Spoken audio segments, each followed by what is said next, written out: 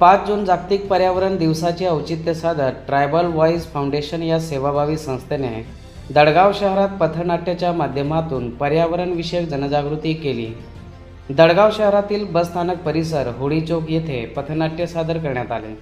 या पथनाट्यातून तापमानातील वाढ, त्याचे परिणाम आणि वृक्ष लागवडीचे संदेश देण्यात आले।